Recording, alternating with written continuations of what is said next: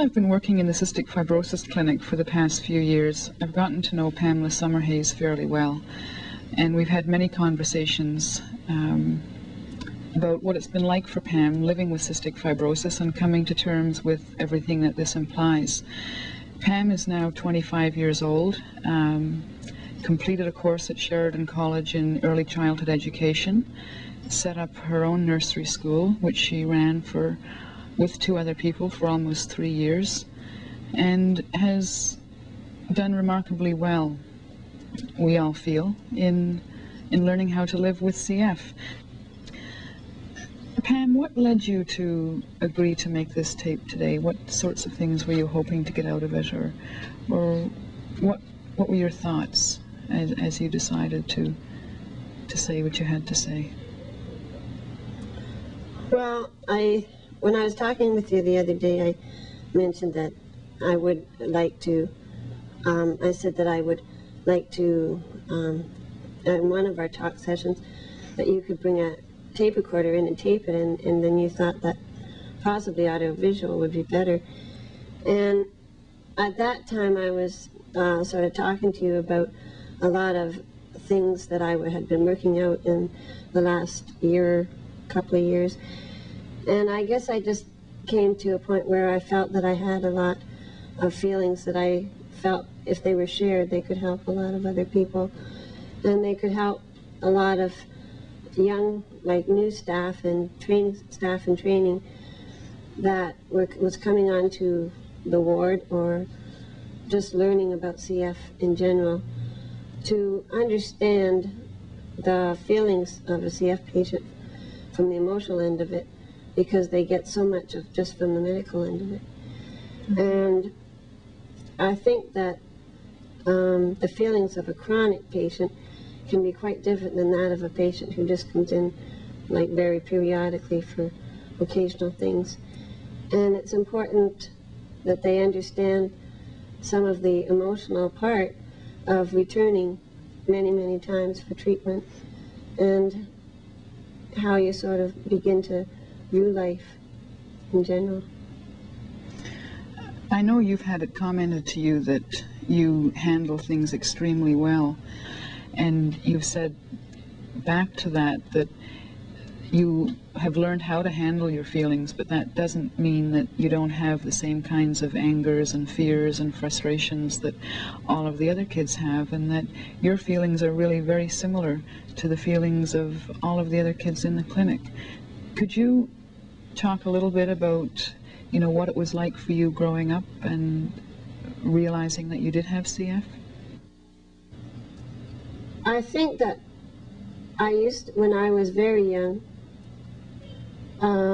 my parents really gave me a lot of support, and my family. And I've been very fortunate for that all the way along, because support is a major thing that a chronic patient needs to sort of keep them directed in the right direction and keep them willing to sort of constantly take their treatments and constantly be thinking that whatever is in the offing is going to be better and going to improve the situation. So to keep up what is the present treatment, what is known now, to try and keep you in as good a health until something better comes along, was always sort of, I guess, in the back of our minds. Can you talk a little bit about the kinds of ups and downs and the feelings you've had around gradually learning to realize what it is you're accepting?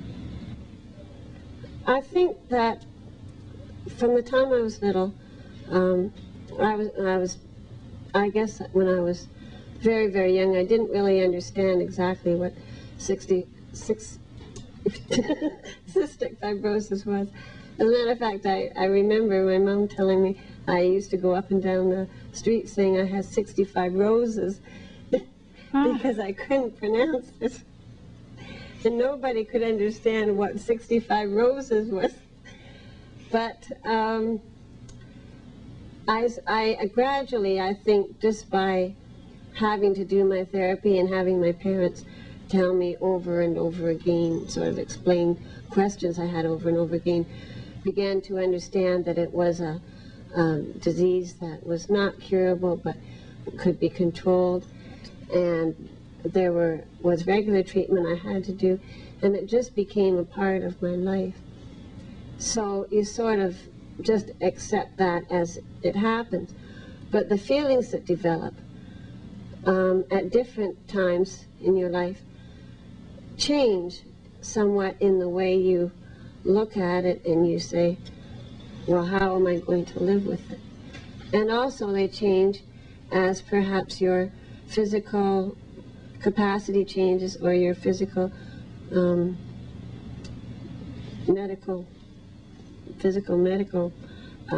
capacity, situation changes. Yeah, that's the word I was looking for. And you sort of have to stop at various times and reassess yourself, where you are and what your goals are in life. And when I was little, all that was important to me, of course, was that I could be with my family, and that my family loved me, you know, as a child. And so I guess I didn't really think much about that until I was into my teens. I didn't really stop and think much about it. And when people said, oh, well, that's the disease where you're going to die, and I used to come right out and ask, I remember, am I going to die, Daddy? And he used to say, well, you will, everyone dies, but you won't necessarily die from cystic fibrosis. You could go out on the street and be hit, you know, or you could get something else. Time is up when it's up, and I'll know when I die, like, that I have given what I've wanted to give and what I was maybe meant to give. But I'm not afraid of dying. Like, I don't feel there will be any pain in it or anything. But I think what my biggest thing I had to settle was the fact that I will be losing the people that I love very much, and they will be losing me. And that's really the hardest thing, is losing, thinking that you're going to lose the love rather than losing your life, because that's what you always sort of think of, is that you're going to miss. And I always used to think, well, it will hurt them so much. It will hurt my parents so much, and it will hurt my family so much. And it hurts me a little beforehand to know, say, to see them go through some pain. But at the same time, I'm realizing more and more that it's by going through this pain that we're experiencing how much we love each other, and the fact that we have meant a lot to each other. And I think if I can make this a positive experience for me, and help them to know that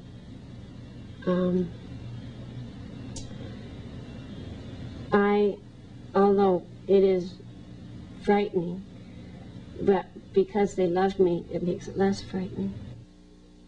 One thing I think particularly that I find sometimes is people that come in and they are sort of approach me with a little bit of fear, or sometimes are overwhelmed by my attitude, because I tend to be very open, and I say what I think now. I say how I feel, and it sometimes frightens people, or they're not prepared for me to be as prepared, say, for death as I am, and to accept myself so much as I am. And it causes a lot of questions in them. They're used to a patient, typical patient, who has not solved a lot of their questions and their answers. And sometimes they just look at me and you really get the feeling like they just don't know quite what to say to you. And sometimes I just wish they'd sit and just talk, and they could really learn a lot. Sometimes, you know, I just wish people weren't quite so frightened of facing their own death and facing the death, or the feelings, just the feelings, sharing with other people the feelings that they have. Because it really helps you a lot when you do. Sometimes you have to make yourself, but it does help.